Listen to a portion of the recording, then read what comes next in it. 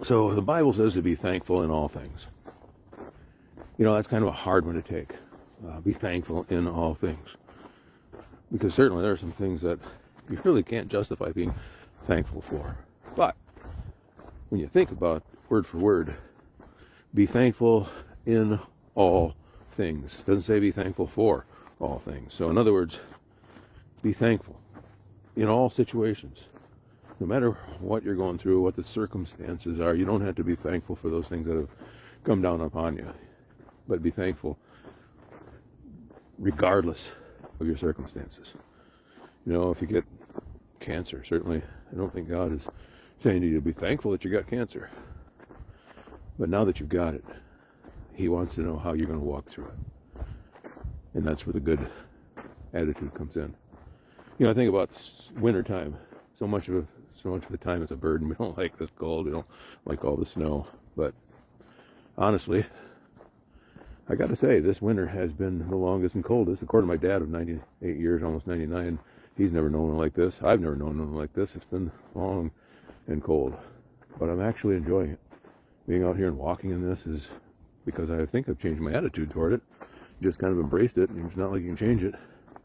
I'm actually going to miss it. I'm going to miss walking out here with a beautiful white, seeing the deer, you know, just a stone's throw away.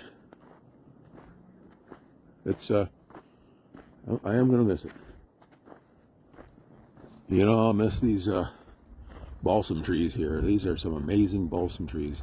These aren't even the big ones. There's some in this park that are almost 2 feet in diameter. Giants. And then you see stuff like that. And when summer comes, it's hard to imagine that this all gets frozen and covered in snow. And I'm thankful then for the nice warm weather. Can walk out without having to be all wrapped up in insulation. But one of the things I keep reading and hearing is to be thankful for the little things in life and to really appreciate those moments and to step away from trying to do so much, to accomplish so many things, and, you know, to be so successful all the time. There's so much in this country that pushes you towards success, but in the end, not too many people in their last moments are going to say, I wish I had done a better job in my business. I wish I had a lot more sales.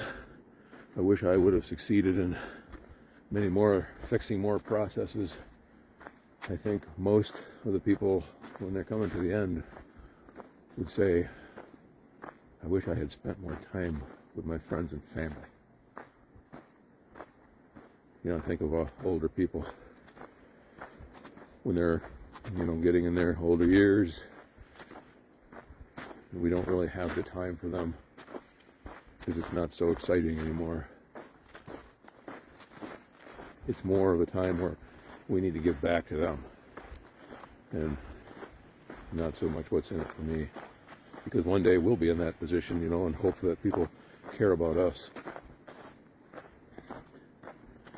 We are heavy into a self-gratifying life in America, and I think pretty much around the world. And none of those things really count. You know what I can do for myself is self-gratification really is not something that's going to leave a lasting impression, because I'm not going to be here. But those things that you can do for other people, those are the things that last. And back when I used to be a public speaker, I used to do a lot of speech contests, and it was all about me. It had to be, because, you know, you're competing in that arena. But eventually I realized, you know, all these trophies that I've won, and I've got quite a few of them, just ended up in a wooden box collecting dust. Nobody's going to remember that. But the people that I've helped along the way, those people are going to remember the value that the investment that I made in them. There's another really cool tree. I can't pass by those fuzzy looking things like that. But I think being thankful in all situations, in all things, is my thought for today.